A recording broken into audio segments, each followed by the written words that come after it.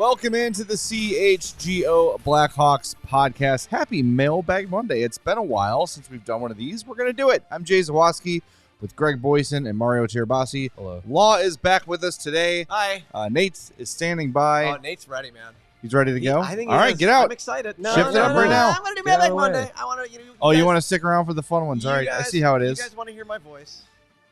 I know you do. Yes, we do. Hit the like button. Hit the like button, please, for us. Make sure you are subscribed to our YouTube page as well. Podcast listeners, we love you. You're old school like me. Follow, subscribe, all that good stuff. And take 30 seconds to leave us a 5-star review on Apple Podcasts or Spotify. Our podcast that would help old a school lot. now. I think so. Yeah. All you youths are turning to the visual medium. I just want to put the show on and fall asleep like the old days. Nice. Yeah, like the old days. The Ellen Alda podcast, let me tell Love you, it. man, that is natural melatonin. Hey, I'm Ellen Alda. Well, that guy. I mean, it's probably preconditioned all those years of falling asleep to MASH when it was on at 11 o'clock Yeah. at That's a night. really good point. His voice is like melatonin to me. Anyway, we hope we're not melatonin to you. If so, pull the car over and take a little nap. We're going to get to the mailbag here in a little bit, but we've got some news and notes from practice. Most importantly, Artem Levshinov and Laurent Brossoit were on the ice. Not for the full session, but before practice, Levshinov was shooting on Brossoit. If you didn't know better, you'd say both guys looked healthy. Both have doctor's appointments this week, so we should have some sort of clarification on their return to practice shortly. Yeah, they're in that window that they were originally given for their recovery time. So I would think, based off of how often they've been on the ice, that aside from anything popping up in their doctor's appointments, that we should have some activation of both those guys this week at some point. That'd be my guess. And Levshinov, I saw some people saying, "Oh, is he going to play in Chicago before going to Rockford?" No, he's going to go right to Rockford. And Brossoit, I would imagine, would probably, without looking at the roster, I think they have room to still carry him carry 3 goalies. So maybe they give him maybe a little bit extra runway before getting him into the lineup, getting him into a game. And Soderblom, I mean, he's going to go to Rockford once Brossoit is ready. But I would say for the 2 games he's played, I'm actually happy with how he played. Like, it, for what expectations were, could have been a lot worse. Yeah, definitely. I don't. Obviously, the game of Winnipeg, he was great. I think he was fine against Buffalo. Not great, but not the reason they lost by any means. So we'll see how that all shakes out. But I'm excited to see Brossoit get in there. And I don't know, maybe they can get him a game or 2 in Rockford, a conditioning stint or something like that, they can call it, and see how that goes. But we'll get there. Maybe. We'll get there. Otherwise, there were some lineup changes. Philip Kurashev on the outside looking in, and we're going to hear from Luke Richardson here in a moment. He talks about why Philip Kurashev is going to be scratched tomorrow night. But here were your lines: Bedard, Foligno, Teravainen, Athanasiou now centering Holland Bertuzzi, so he slides into the Kurashev spot. Dickinson with Mikheyev and Donato, and then Reichel with Maroon and Smith. It was Joey Anderson who was ill the other day, also in the scratch jersey for tomorrow night's game in Nashville. We also had, against Vancouver, rather, also some new power play units. Power play 1, Bedard, Bertuzzi, Foligno, Jones, and Tavo. Power play 2, Reichel, Athanasiou, Maroon, Vlasic, Hall. So shaking things up with power play unit 2, including Lukas Reichel. Also, TJ Brody down from the second pair to the third pair Yes. on defense. So He kind of said, Luke talked about it today, this is not in the part we're going to play, sort of how he's adjusting his pairs based on where they are in the game and where things are happening in the course of the game. But yeah, that's an adjustment as well. So why don't we hear from Luke right now? This is him after practice today. This is specifically about Philip Kurashev and the accountability they've had this season. I just didn't think he had a great game, and I spent some time with him this morning, showed him some clips, and we just need more from him. I think he's been going like this, and he's had a great year last year and a pretty good start. Not lighting up the numbers, but none of us are really doing that. But playing strong, I just didn't think it was strong enough. And a guy like Craig Smith sat out with a a big mistake the first game, and not necessarily a big mistake. It's just overall play, and he needs to engage more. Like, he's not the guy that we're asking to hit a guy into the fourth row through the boards. It's just to engage and be a dominant, forward out there that I think he's been pretty good at over the last year or 2 years since I've been here. What did you not like about his game Saturday? Just not physical in a way in the one-on-one battles to get a puck. It was just on the wrong side of the man, and that part of that is just like a subconscious, choice. Maybe trying to steal a puck and go on the offense and not play the right way. And he didn't really have much argument. And I'm not saying he's the only guy, but that was the guy that, to me, he's the guy that I've gotten used to counting on, and he can't play like he did the last game for me to continue to count on him like that. So I know he'll use it as a bit of a wake-up call and be better. So we'll go with that. Is that a new? We talked more this year about there being more depth and more of a meritocracy, and maybe in past years you wouldn't have had the opportunity to do with this, just with the depth you had, and now that you have 14 forwards, for example, here, is this something you feel like you can do more if a guy struggles? Yeah, and I'm not wanting to do it. I think it's just when it comes to a point, it wasn't one period. It was I just didn't like the whole game, and I think at this time of the year, that was a big opportunity for us to win a game at home against a team that we are able to beat, and we let that slide. And it's not always on one person, but when you break down the games, I'm looking to show guys things that they did well and things that they didn't. And unfortunately, there was too many of the didn't things on Kershey's list, and that's not very normal. So it's a rattle the cage to wake back up and get playing hard. Overall, with these guys and this experience, and just your experience in the job now, do you feel like you have a shorter leash with them not playing the right way? And is that something you came into the season intending to do? Yeah, I don't really consider it my leash. It's their own leash, really. It's how they have to look at it. Like they should want the best out of themselves. And I even talked to Taylor today, and he said it wasn't at his best last game, and so maybe some of that leads to his line mates like Hershey not playing well. So, but he took ownership and said, I'm going to be better tomorrow. And he doesn't say I have to be better. He already knows that. We all know that. And he said I will be better tomorrow. So getting back to the Buffalo game, the way he started that game for our team with a strong rush and a goal, we need that from him, not like last game where we're all sleeping in the first period and kind of wait and feel out the game, see how it goes. We need to, like I said before, play like the crowd in our building at the start of every game and follow that. That's Luke Richardson today, and some of the comments rolling in already. JG411 says, hard to blame Kurashev when you take his best line mate from him. Not playing with Connor Bedard doesn't make Philip Kurashev compete less. That's not what's happening. It's not about scoring. It's not about getting assists. It's not about anything except making the right play, making the smart play, winning a race to a puck, winning a board battle. He said very clearly what the expectation is. And Philip says Kurashev for Maroon is a choice. When Pat Maroon is out there, he is doing the things he's asked to do. People need to understand Pat Maroon plays a specific He role. is a fourth liner. He plays a specific role, and they're not interchangeable. They're not. You didn't put Pat Maroon on the second line center in place of Kurashev, hoping Pat Maroon gives you a fill. No, they play different freaking roles. Yes. Pat Maroon is the only guy on this team that does what Pat Maroon does. Yes. Be That's big, correct. That's true. hit people, and stand in front of the net. Yep.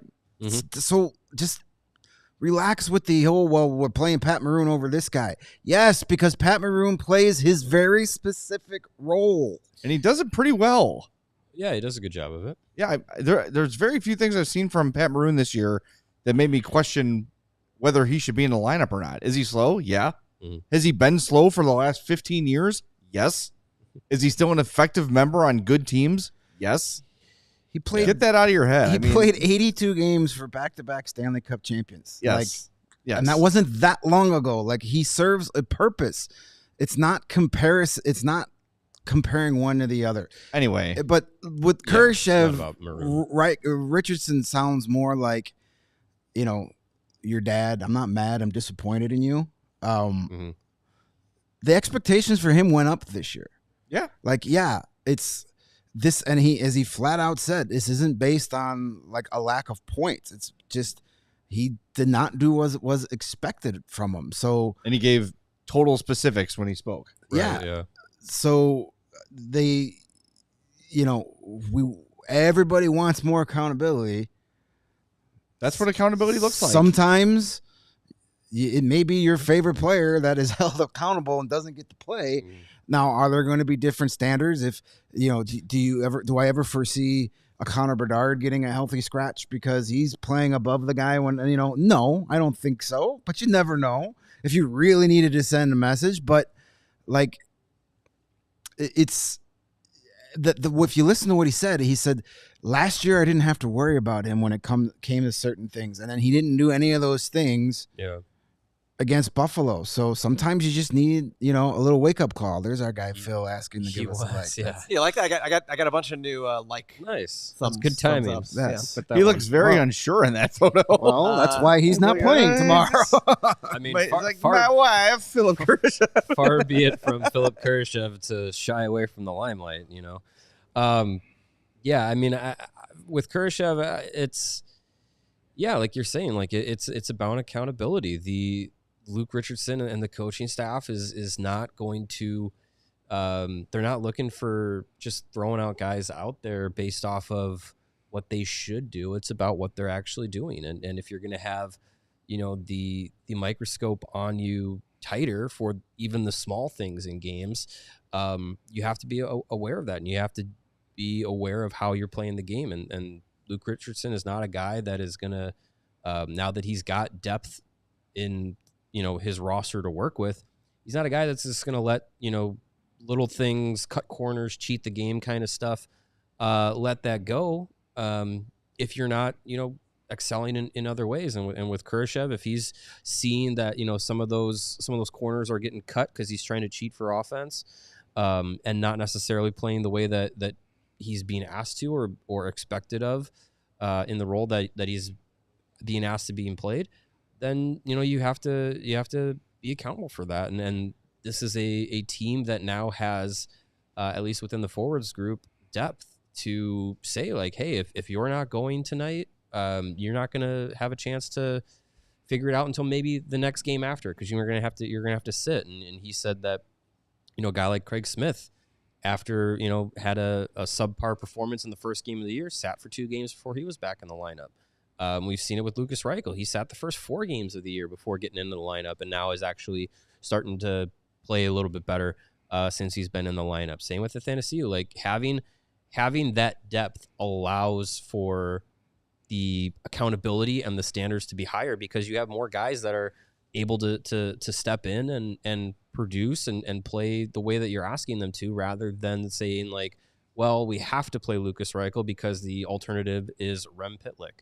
Like there's a difference there. If you're saying, Kurashev's not up to snuff, so we're going to give Reichel and Athanasiou and Donato or whoever, give them a chance to get back in the lineup. That's NHL guy for NHL guy. It's like it's a lot different than it was in the last 2 seasons. Yeah, and there's also people drawing comparisons like, well, why is Kurashev sitting in that TJ Brody? Well, they play different positions. Yeah. And you have an injury on defense, and I think it's pretty clear what Luke Richardson and his staff feel about Isaac Phillips, that he is a really good 7th defenseman, but they don't like to play him when they don't have to. Do I agree with that? Not necessarily, but I think this Philip Kurashev thing illustrates pretty clearly, and I think we should all know this, that Luke sees a lot more in a game than we do. There's stuff that he can see with his eye of 47 years as an NHL defenseman and an assistant coach and all the time he's spent in hockey. I don't recall a single one of us after the last game against Buffalo saying, who had a bad game tonight? Philip Kurashev. I don't think his name came up at all. But Luke saw enough from him to say, ooh, I need to tell him this is not good enough, and he needs to know it. Right. Clearly, on the converse, he's seeing good things from Brody that we are not. So he's not playing favorites. He loves Philip Kurashev. He loves Philip Kurashev. I would believe that Kurashev will be in the lineup against Nashville. Like, I don't think this is I don't think this isn't a you sit until you finish your dinner and prove that you're whatever. Like, this is going to be like a, hey, we need better from you, and You're going to sit and you're going to get back in and show us better. I think it's more proactive. Nip these bad habits in the bud before they become routine. And that's what good coaches should do. Well, and just before we hit the break zone too, like Kurashev is still a very young player. And after having a good year last year, maybe felt a little bit untouchable, unscratchable, not in an egotistical jerk kind of a way, but it's saying like, hey, I'm Philip Kurashev. My spot here is solidified. I'm good. I can coast through a game or a period or whatever. And Luke said, no, that's not happening. So hopefully message received, and I know he'll be back against Nashville. I don't know. I like it. The accountability is a good thing. That's what all the veterans asked for at the end of last year, and it's here. So that's a good thing. All right, we're going to get to your mailbag questions here in a moment, coming up next on CHGO Blackhawks. But whether it's pro or college, the app to bet football is Circa Sports Illinois. Circa Sports, it's sports betting the way it should be. Circa Sports Illinois has high betting limits, low holds, and exceptional customer service. Bet on all your favorite teams in every game this season. Spreads, props, futures, or in-game, Circa Sports has it. Fund and bet like a pro from anywhere, anytime in Illinois. Download your new bookie today at circasports.com. Must be 21 or older. Gambling problem? Call 1-800-GAMBLER. We talk about the Hawks in Vancouver on Tuesday night. What better way to experience a Blackhawks game? You want me to hold this down for you? No, I'm good. Is going to the United Center. For some of you, that might be the only option. You can go see the Blackhawks play. And that's where our friends at Game Time comes in. Game Time has a new feature called Game Time Picks that makes getting tickets for your favorite live events even easier. Game Time filters out all the fluff to show you only incredible deals on great seats, so you don't have to waste time searching through thousands of tickets. You want to go see the Philip Kurashev Blackhawks tomorrow night? $26 gets you in the door for Hawks Nucks. The rivalry renewed tomorrow night. Some other events coming up. You want to go see the legendary Stevie Wonder? Yes. $31. Are you serious? $31 right now. Yeah, I might do that. How about that? I'm not joking. No, that's a hell of a deal. Pretty good. Illinois football. They're hot. They're something. good. They Yeah. beat Michigan, which is always a good thing. Their next home game, Saturday, November 2nd, down at Champaign against Minnesota. $14 tickets on Game Time. Damn. Go watch them beat the Gophers. Lots of great deals on Game Time. So Game Time, their curation makes it easier to save more on sports, concerts, comedy, and theater. They're all on pricing. By toggling this feature, you're going to get the total up front with no surprise fees at checkout. Plus, you can get a great panoramic view from your seat before you buy when you use the app. And the low price guarantee from Game Time, they'll credit you up to 110% of the difference if you find a better price on another one of the ticket sites. So take the guesswork out of buying tickets with Game Time. Download the Game Time app, create an account, use code CHGO, and you're going to get $20 off your first purchase. Terms apply. Again, create an account, redeem the code CHGO for $20 off. Download Game Time today. What time is it? Game time. It's game time. Yikes. $31 for Stevie Wonder. Stupid Blackhawks play that night. Wait, so where's the concert? They play in Anaheim then. Oh, okay. They have road games in the NHL these days. Yeah. All right. Man. Gotcha. Got him. I was like about to buy those in the commercial break. Yeah, that's You could a hell still of a deal. you could still go to the concert. Ah. And, I have a job to do. yeah. No one wants to work anymore. We'll tell you what happens in the game. That's a 9 o'clock start, right? Anaheim? Yeah, but then Might even Stevie, be 9:30. You know, we What time does Stevie take we learned the- from Pearl Jam that you'll be waiting for Stevie for a long time. That's true. So we need to. I don't trust it. Is he a late performer? I don't know. But Pearl Jam has a song about waiting for him for like 12 hours to show up for a studio session. Gotcha. So Stevie Wonder shows up when he damn well pleases. And guess what? He's earned allowed that. to. He's earned that. That's true. Yes. He's out absolutely. He's out doing photography. That's right. Playing tennis. He is. Remember the SNL bit with? Yeah. Yes. All right. Good stuff. Enough tomfoolery. Enough grab ass. This is not what chaos. Oh. Let's get to some hockey questions. Oh, we're doing the mailbag? Okay, Correct. let's do it. It's Mailbag Monday. Well, all right then, That's why we gentlemen. invented it. We will start with a question from our Discord member. The DieHards go first Mhm. on Mailbag Monday. And this comes from ChillDog21.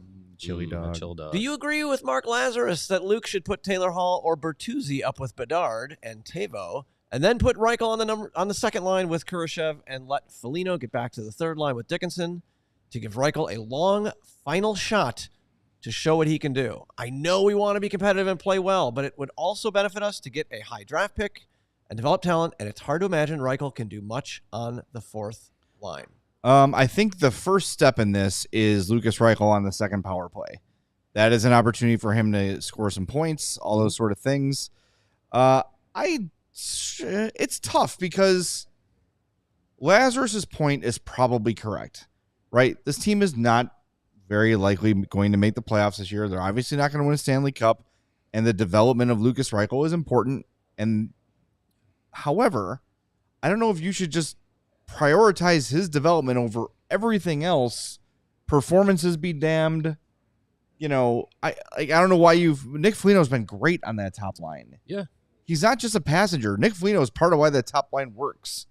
So I see what he's saying, but at the same time, Reichel needs to earn that promotion. And while he's looked good in his 2 games back, it's not like he's Connor McDavid. It's not like he's a guy that should be handed a job just because. If he keeps earning it, then you could have that discussion. But I think the way things are now, I don't have a huge problem with it. How about you guys?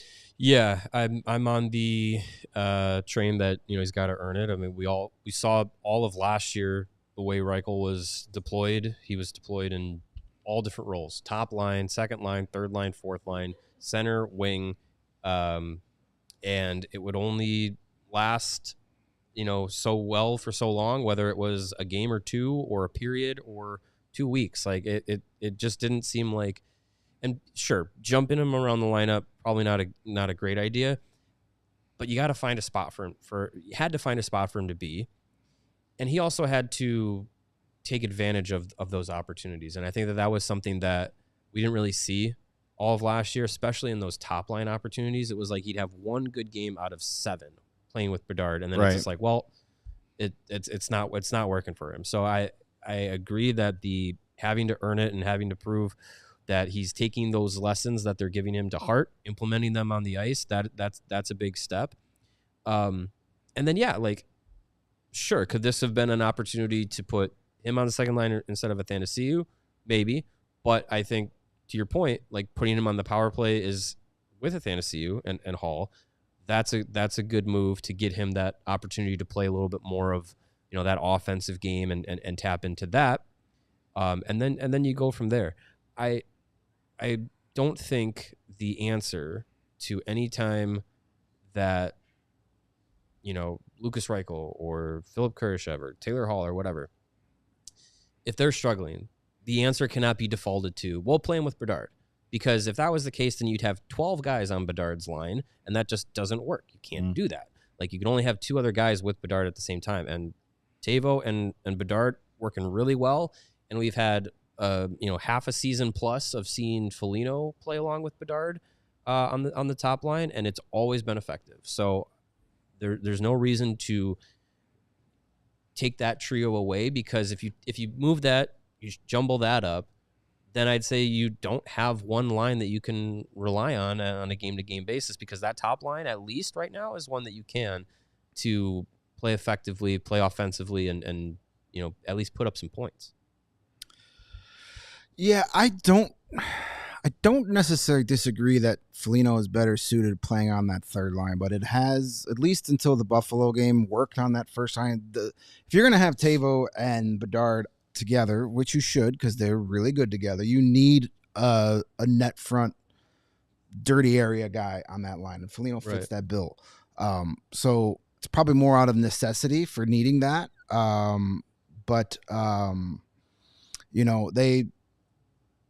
It's worked. If you have another game like Buffalo where they were largely ineffective and hemmed in their own zone, then maybe you make a change.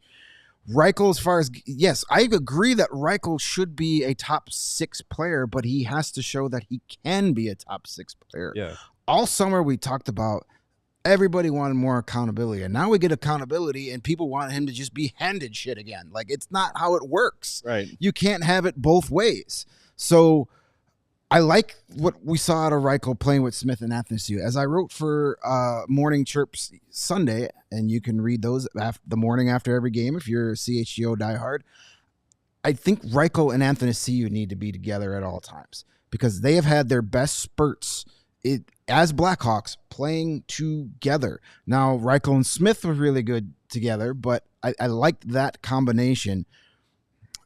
Athanasiou getting bumped up to the top 6, I'm not necessarily agree with that. I don't know if I saw enough from him that he deserves it, but on the other hand, if he could show that he could do top 6 and produce a few games, all of a sudden that trade value goes up. And if you can't trade him if you don't play him, if he doesn't skate. So maybe that's more of like a showcase opportunity. Well, and Luke today too said like there were little things he saw from Athanasiou that he liked that maybe don't stand out on paper. And I think it's also funny. We talked to Reichel today. The whole conversation, all 90 seconds of it, is on our Twitter. And Lucas was asked about the pass to Craig Smith, and he goes, "That was a risky play." Like he must have heard something from Luke about that. While we were all like, "Oh my God, look at that pass! It was right on the money across the ice." Luke probably said, "Nice pass. Don't ever effing do it again." Like Lou Brown in Major League, right? Like that was it was great because it worked. Right. But was it the best idea to go from blue line to goal line across the ice? Maybe not. Maybe not. So those are little things the coaches sees that maybe we miss or overlook in the course of the game. Just something to remember when you're like, why is it this and that? Like Luke's job is to win. He wants to win it. But he needs to win, right? I'm not saying he's on the hot seat, but this is an important year for him. And one other thing that comparison that Laz made in his article that I completely disagree with is how he saying, "Oh, this is kind of like what we saw with Jeremy Colleton and Dylan Strome." No, it's not. It's because the problem with Dylan Strome is when he played with Kane and DeBrincat, he was awesome. And then they took him off that line and all like, why aren't you putting him in the position to succeed? With Reichel, he's been put on those top lines and hasn't done crap. His best success has been with Craig Smith. so keep him there. Yes. Like so, you know, he had a really good game against Buffalo. His reward is power play time on the second unit. Build from that. You can't just say, "Oh, you had 2 assists. Now you're top 6. Everything that we've taught you, everything we've been wanted, you did it all in 2 periods. Congratulations." No, you've got to let him get it in increments. If you give it all to him in one shot, and then he fails in that first game, then where are you at? Yeah, I mean, build his confidence. It's potentially what happened last year, where it was like, "Hey, you made the NHL roster. You're an NHL guy." And he was like, "Oh, great. I'm an NHL guy. No matter what happens."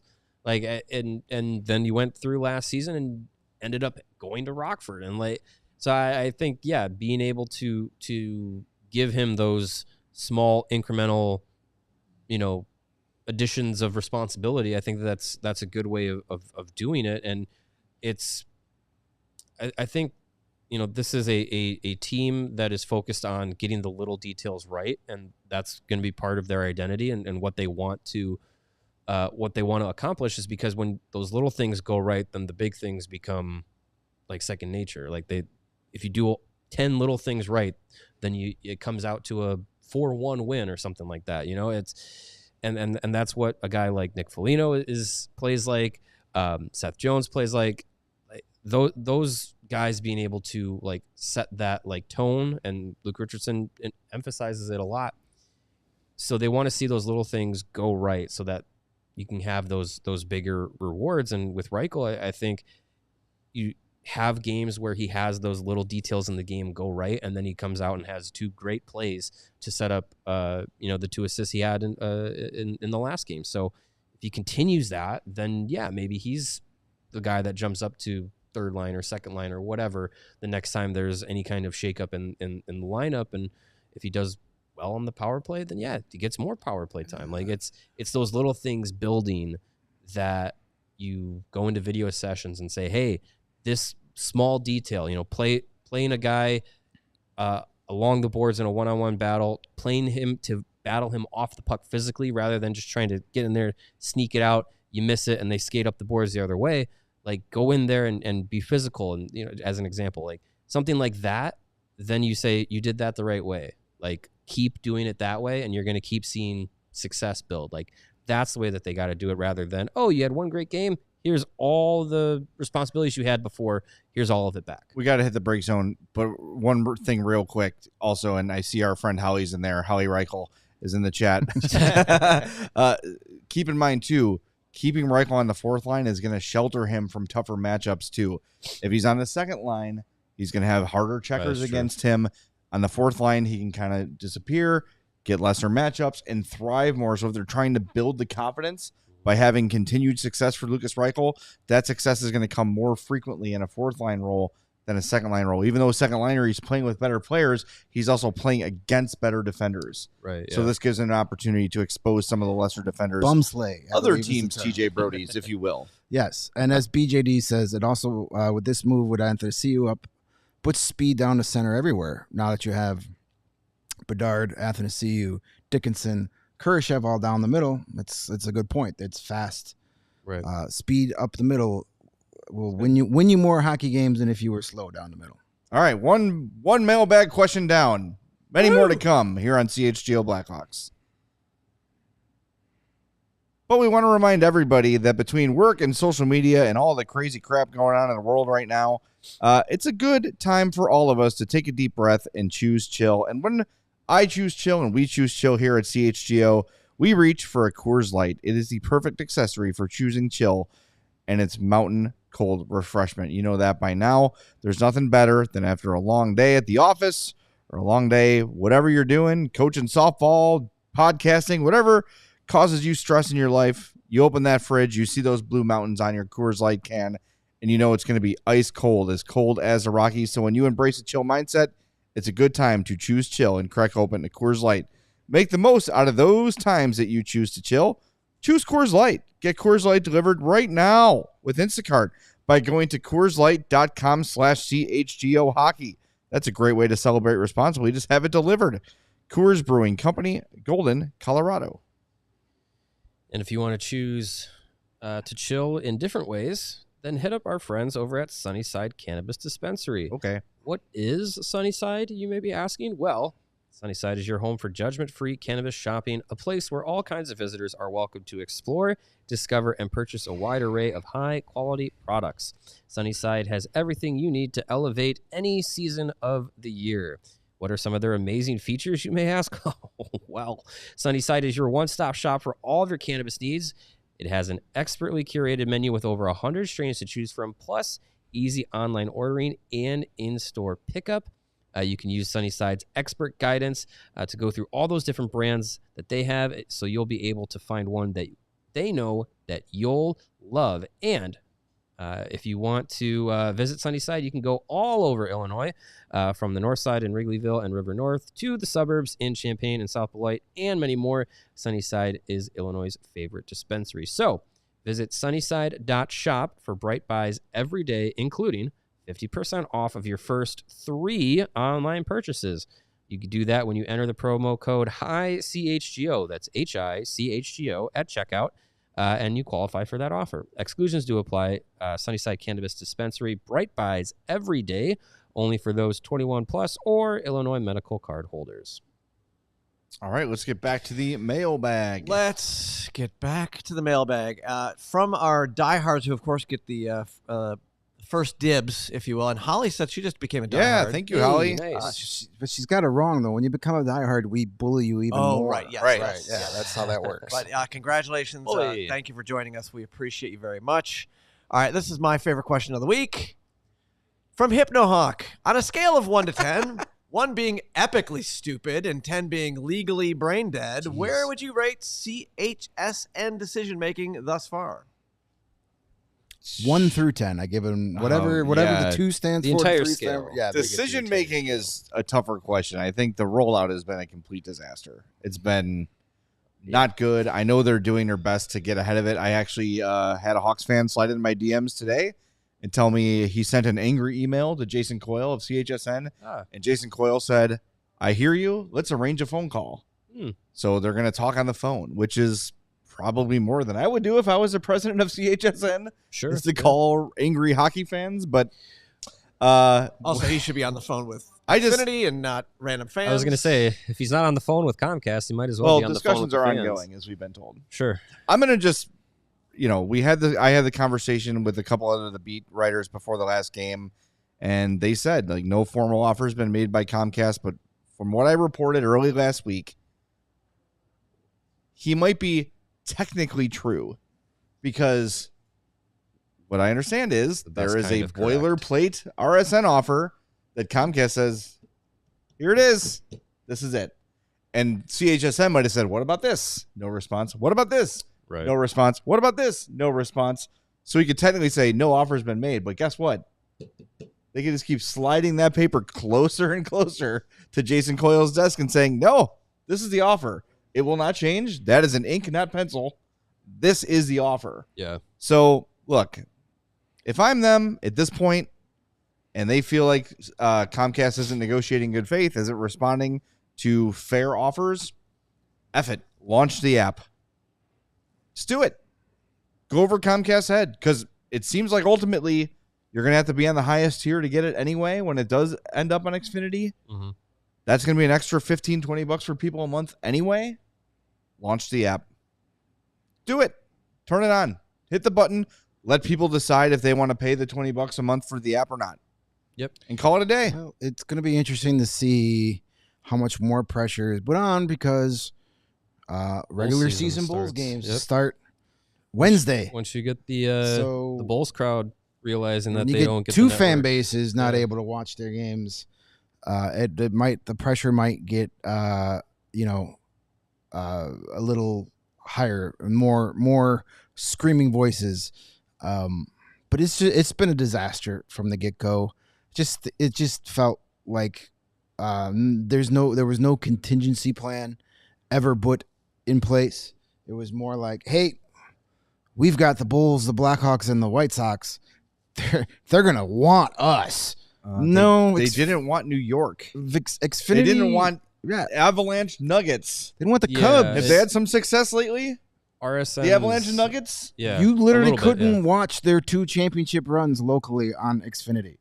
It seems like RSNs are dead in the grand scheme of things with television and whatnot. So, we know Utah's got launched with a direct to consumer. I know they're also kind of figuring out the Arizona market too. I don't know. They've got a lot of OTAs too. Victory Plus with the Dallas Stars. They went that route as well. The Ducks did it too. Ducks did it as well. That's a big market. So I think the direct to consumer route seems like their best route.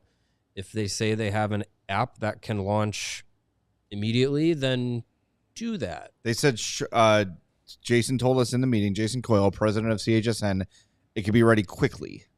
Okay. Which sounded like a week or 2. Okay. So do it. I mean, sure. At this point, if what Jason is, I'm not calling him a liar. I think it is creative wording, right? Mm-hmm. It's spin. Selective truth. Yes. I think if truly Comcast is not responding to these offers and say, okay, F it. Yeah. And if maybe that gives them some leverage with Comcast now. I don't know. It probably not. To me, the biggest mistake here is the idea of launching another RSN in this market. Like, in this climate. Mm-hmm. Look around. They're failing nationwide. Plan A should have been app. That should have been the way to do it. Yeah. And just, if you want it, you can pay for it. If you don't want it, don't pay for it. Make it very simple. And if you want to provide the antenna option too, great. And with the app, it all goes to them, doesn't it?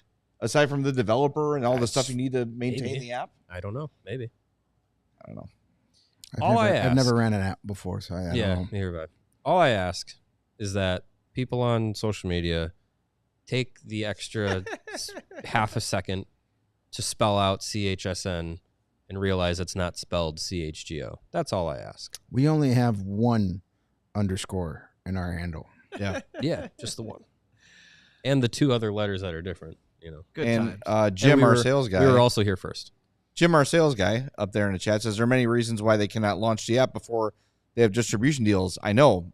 What I'm saying is they should have just done an app and screwed the distribution deals. That's what a lot of teams in the league are doing. Mm-hmm. They're just saying, all right, we're not going to, since RSNs are dying and none of these providers want them, YouTube TV is a flat out no. Yeah. They don't even negotiate. Like, nope, we don't want it. And sorry, we just don't want it. From what it sounds like, Hulu might also be an uphill battle. Yeah. He did say they feel like they're close with Fubo, which is I've used Fubo before. It's a really good service, but I have Hulu Live. My whole family uses it. I'm not really motivated to change everything I do to accommodate one channel. Yeah. Give me the app. That's it. Should have done that from day one. All right. Hindsight's 2020, of course, but yes. Read the landscape. All right. Next up, let's go with this one from Deadhawk, who is actually in our chat. This comes from the Discord again. Question. It seems like the team is moving towards a more shoot positive attitude, but it still feels like the net front presence is not solid. What players, or are there players, are responsible for that? Now that we are shooting, don't we need to be there for the inevitable rebound putbacks? I think the answer here is John Scott. Put him in front of net. Oh, jeez. All players should be going to the net. I mean, yeah, it's not exclusively to 2 or 3 guys to do it. I think if everyone had the mentality of simple, follow your shot, get to the net, look for rebounds, look for deflections, like that would be ideal. Not every player is built to play that way. Not every player excels playing that way, but there are a lot of guys who have that mental fortitude to play in that area. I know his time here wasn't wonderful, but last year when this team had trouble scoring, I asked Corey Perry about, because he had said, like, you have to have the mentality to play in that area because it's not fun. And it's that 5 to 10 foot radius around the net, not an easy space to play in. I asked him about it. He's like, some players just either do or do not have the mentality to play in front of the net. And I'm not saying that guys don't on this team, but I think it's something that can be taught, can be learned. But you gotta want to be able to do that. So there's guys that can do it. I think based off of their play styles, a guy like Pat Maroon, he's a big screen in front of the net. Tyler Bertuzzi can play around the net. Nick Foligno plays around the net. Bertuzzi was out there working on it today with Tavo. Yeah. Tavo was shooting from the point, and Bertuzzi was trying to redirect shots on net. Yeah. So I think those are guys that can do it. Jason Dickinson goes. Dickinson does it. That's how he scored his goal. He went to the net and was rewarded with a pass. Mm-hmm. Joey Anderson plays around the net. Smiling Tyler Bertuzzi. Mikheyev has shown he's willing to get to the dirty area. So there's plenty of guys. I think part of it too is they don't. There's not a lot of times where the Hawks have sustained zone time. Yeah, where they're controlling the puck, weaving around guys. Like, it feels like a lot of one and done for the Hawks, and they've got some talent to it. That's something I'd like to see improve as the year goes on. Is some sustained shifts where they control the play, and even we saw it. I think we saw it in the Buffalo game where they made a complete line change while Buffalo was pinned deep. That gives you more opportunities to set up and get somebody in front. Whereas if it's coming off of a rush, which a lot of times that's when Bedard's on the ice, that's how it's happening. Right. And also, a guy like Bedard is kind of a freewheeler, and guys are like, okay, where's he going? Where's he going to go? You don't set up quite as much as you would do in a traditional line. So I think with more possession, it will come. But you're right, Mario. It is definitely a mindset. It is definitely a willingness, and it does seem like as we look at the line designs here, every line has a guy on it that's willing to do that. Maroon, Dickinson, Foligno, Bertuzzi. Yeah. Oops. Whoa, hey, easy there. Really enthusiastic about that point. I like that. That's why I always stumped for Joe Pavelski. Other than him being awesome and from Wisconsin and a Badger. He also made a living tipping and redirecting goals and was great. So, yeah, anyways. Great American hero, that Joe Pavelski. Yeah, Captain America, as some have called him. All right, let's get to the next one. All right, next up, this comes from Sports Genius 38. Oh, boy. Smarter than the first 37 Sports Geniuses. He killed off the other 37. When down by a goal, what is your preferred time left in the game to pull the goalie? There has to be a 1 ahead of that colon. So 19 minutes and 32 seconds. A 1 directly in front of that colon. If there's anything more than 2 minutes, I hate it. It depends on the flow of the game. Well, if you're down 2, maybe, but down 1. But yeah, if minute 45 max. If you're down 1 and maybe you've been controlling a lot of the play, I'm more comfortable with 2.5 minutes. But if it's been a struggle to get puck possession, but you're still within 1, you might be kind of forced to only get a minute and a half of 6-on-5 time. So I would say, for me, if I was the coach, I wouldn't wait till longer than 2 minutes left on the clock. I think that's basically a power play. Like, I would go with that amount of time. But again, for me, it would be dependent on how the flow of the game has been going. Yeah, each situation is going to be a little different. I say 2 minutes is where you start thinking of it. If you're in the right position, if you have possession of the puck, I don't have a problem if it's a little over 2 minutes. Where, say, you get them caught on an icing and that line's been out there for a while and it's 2 minutes 20 seconds. Yep. Do it then. To me, if you're going to give up the empty netter, what difference does it make if it's at 1:45 or 3 seconds left? It really doesn't make a difference. You're going to give it up, you're going to give it up. So if you give it up at 1:20, that's more time for us to get to that first press elevator down than if you wait at the 4 seconds. So, anytime around the 2 minute mark, I'm fine with starting to think about it and letting it play out. I'm sure the numbers have been crunched of here's the ideal time to pull the goalie. Mm-hmm. It's like a 2-point conversion. I just card always for feel like coaches. it's too early. It was. You can thank. That's my anxiety, though. Patrick Waugh was the first to really go crazy with that. Pulling There's it with 12 minutes left. 6.5 Yeah, minutes. he was the one that really started to normalize, because before It worked a few times. Before it was pretty much in the final minute only. You rarely saw it outside the final minute. And then Patrick Waugh was like, F it. 4 minutes to go. Let's pull the goalie. Right. And Howie says, what about 3 seconds left in the first, like that game the other day? I didn't see that. That was the Winnipeg game. The Jets. They had an icing with 2 seconds left, pulled the goalie and scored. Why not? Yeah, it was I think it was a power play. They got a power play call. It was against the Wild. The Wild had a penalty call against with 3.7 seconds. Wow. Okay. And then on that ensuing faceoff, they pulled the 6-on-4 goalie. and- 6-on-4 and as well. Scheifele scored. So that's If you believe fine. you're going to win the face-off. Yeah, because chances are to get a face-off win and then You get have a to win shot it clean and get a clean shot all the way down the from- ice in 3 seconds, Yeah. that's probably not going to happen. Yeah. Because in hockey, the puck has to cross. It's not like basketball. If the shot's off Right. before 0 Mhm. seconds, it Gotta counts. cross. It's got to cross the goal line before 0 seconds. That'd be cool though if it was like a 180-foot shot and the buzzer goes off. It's by sunrise. And is it going? Is it going? Is it going? That'd be, Oh, That'd be fun. That was what could have been Patrick Kane's last goal as a Hawk was. Oh my god. The shot was off with the puck Yeah. didn't cross the line, right? If that was the rule, if Yeah. that was the rule, if the puck was off the stick before the horn but not across, it would have counted. By the way, people in the chat talking about face-offs and Connor Bedard. Our whole Connor Bedard's whole post-practice presser is on our YouTube page now. When we're done, go watch it. He talks specifically about working on face-offs. So there you go. All right, let's get back to the There's Connor. mailbag, and this is the last one from our diehards that I had. Yep. This comes from T-Hawks29. Who was the worst coach in Blackhawks history? Colleton, Yanni, or somebody else? There's only one correct answer to this. If you're old enough to Dog remember, it's Alpo Suhonen. The dude was just a disaster.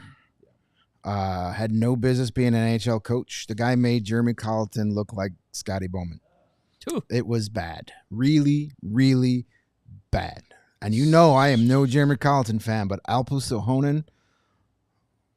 So here's the thing. I thought about that too. I see what you did there. But let's do a roster comparison for Jeremy Colleton and Alpo Suhonen. That's fair. The leading scorer for the Blackhawks in Alpo Suhonen's year, 2000-2001, Steve Sullivan was 75 points. Tony Amane was second with 64. That's your guy. Michael Nylander was third with 64. Eric Daze, 57. Alexei Zhamnov, 49. That's a pretty decent roster. Okay, do you want me to keep going? No. And that's where it stops. Dean McCrammond, Chris Herpiger, Yaroslav Spacek, Boris Mironov, the ghost of Bob Probert, Stefan Quintal, Kyle Calder, There you go. Alexander Karpatsev, Kevin Dean, Steve Dubinsky, J.Y. LaRue, Ryan Vandenbush, Valerie Zelapukin, Chris McAlpine, Anders not Eriksson, have you besmirch Steve the reputation McCarthy, of Chris McAlpine. Steve Pops, Rito Von Arx, Jamie Allison, Joseph Marha, shall I continue? Blair Atchingham, That's a Chris playoff. King, That's a playoff team. Casey Hankinson. That's a playoff team. That's a garbage ass team, dude. It's a playoff team. And Colleton had. Yes, I'm looking up Jeremy Colleton's roster with the Blackhawks here. Colleton had still productive years of Taze and Kane and Keith and Seabrook. Well, productive years. Seabrook was on the roster and alive. Kane, Taves, DeBrincat, Crawford, Strome, DeBrincat. Sod, Keith, Seabrook, Murphy. Yeah. I mean, he had a lot better players, but I think the answer is still Elbow Suhonen. Yeah, I think, and it's not only an on the ice problem, it was also a team culture problem from what I've read. I didn't really know of Alpo Suhonen when I was 9. I mean, the fact that but- they only gave him 1 year shows you. I mean, that was in the years of, that early, the 2000 was not exactly like that was the tail end of the Bill Wirtz era. Yeah. They had traded away all the stars. They wanted cheap. And and it was also Mike Smith saying, "Look how smart I am." that too. That's also similar. History does repeat Elbow itself. Suhonen was the NHL Mark Trestman. Take this guy who's got great success from another league, bring him in, kind of a weird guy, kind of aloof in his way. Very weird They guy. had that town hall at the United Center that was hosted by Mike North with Mike Smith and Alpo Suhonen. And Alpo, I think, fell asleep. He was just like, the whole time, he should run for president, just sleeping through press conferences. From that moment, I said, this is a disaster. This man is asleep at this press conference where he's supposed to be convincing fans that he's the answer. It was a long flight from Finland. Oh, my God. It was bad. It was really bad. The fact that they only gave him 1 year shows you how bad it was. Yes. Colleton, at least, I mean, beat stubbornness or they anything. won games. I mean, yeah, they were a playoff They team. won a playoff series. Kind of. They kind of did, yeah. I don't count it, but the NHL does. So, Play I mean, in the series. yeah, they that Alpo thing was just awful, especially coming off. You were just in the 2-3 years previous traded away Belfort, traded away Roenick, traded away Chris Chelios, and then this guy comes driving the clown car. Ugh, just terrible. It was not good. Oh, well, yeah. Someone mentioned Orville Tessier. Anyone Yeah. remember him? Love his popcorn. Yeah, me too. We do have a super chat here from Brandon, too. Nothing against Donato. I'd rather have Kurashev. Donato ain't bad, but Kurashev could thrive on the wing. Mikheyev, Dickinson, and Kurashev is our third line. Stop thinking about this as a rather. This is a message being sent by the coach. Yes. If it's game 1 of the playoffs, don't worry, Philip Kurashev is in. What Luke Richardson is doing here, he's been very, very clear, is he's sending the message to Philip Kurashev that the game he played against Buffalo was not good enough. He's not saying, is Kurashev better than Donato or Anderson or Athens? He's not doing that. Right. He is sending the message. He's not comparing. That's what it He's not is. comparing Kurashev to anybody. He's saying you didn't live up to my expectations. He's comparing You can't play. Kurashev to himself. Yes. We're not setting rosters in NHL 25. Right. We are setting a culture on a team right now. Mhm. That's why the NHL decision's 25 made. uses the synchronization of lines. So if you get a +5 with all guys that are 77s, like, hey, that's a good line. Yeah. There you go. We're All using right, that logic. let's go back to the mail sack. Let's go Sacco to mail. our Twitter questions. Mr. Sacco. Let's Joe start Sacco. with, well, since we're talking lines here, let's go from Rumpel S. Tilskin. What's the S stand for? Rumpelstiltskin. G from Cicero. I'll keep asking, why in the hell is Hall not playing with Bedard? Makes absolutely no sense. Because Trying to spread As- the offense. as we've said before, the trio in the way that they play of Teravainen, Bedard, and Foligno really works. Taylor Hall, if you'll recall our conversation with Steve Peters a couple days ago, defensively, the way he plays is more of individual puck hunting rather than a little bit more strategic defensive alignment. So I think if you have Bedard and Teravainen there. Teravainen's better defensively than most other forwards on this team. Yep. But if you put Hall with them there, it messes with the flow of how they defend. And no, you don't want that line defending a lot, but also sometimes they get in situations where they have to. So I think Foligno there curbs that deficiency a little bit. Yep, I agree with that. And Hall played well. He's played well the last few games. So keep him in that second pass. Let's do one more. Or where'd you get all these thumbs up graphics? Hey, I did you found make these or like? I found a treasure trove. Wow.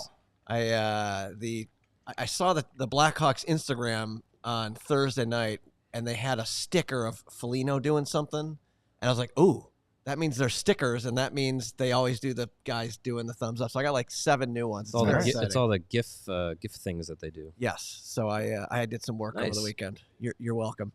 One more, or should we do more than one? Yeah, more? one more. We'll see how it goes. Okay, let's do this one because it's fun. From old Sneaky Pete. If you were given an elephant that you couldn't give away or sell, what would you do with it? Like, mow my lawn. Do elephants eat grass? Jay's I don't would, know. apparently. What am I, a I'd make it- zoologist? I'd make it my starting goalie. There you go. Wasn't that? Oh no, it was a walrus. I'd ride it to It was work. a walrus that was. In the I commercial. would charge people $20 to ride it. There you I go. would construct my backyard into a natural habitat for the elephants so that they would comfortably live in this climate. First thing I would do is teach it how to crap in my neighbor's yard. Not in my yard. A little chute that goes over the fence. Yeah. Yeah. There you go. I don't think it needs to shoot. It just needs to stand by I the would fence. just set it free. Just to make sure it gets into the yard. We have a forest preserve near us. I would just set them free. Stampy. Yeah, go roam the forest preserve. I want to do one more. We got time for one more? Okay, fine. One more. How about, you know what? Let's land on a positive note from Josh Hintze. Not another complaint about the CHSN rollout. I'm patiently waiting for a streaming option, but wondering, for those who have seen the game's broadcast, how has the presentation and the new play-by-play team been? Play-by-play has been great. Rick Ball has been a treat to listen to. Him and Darren Pang are doing really well. A lot of good chemistry there. Rick Ball sounds a lot like John Weideman, so if you like John Weideman, you'll like Rick Ball. Yeah, he's. I think they're good. They're clearly having fun together. I think the intermissions, from what I've seen, we don't get to see a lot because we're either at the game or here.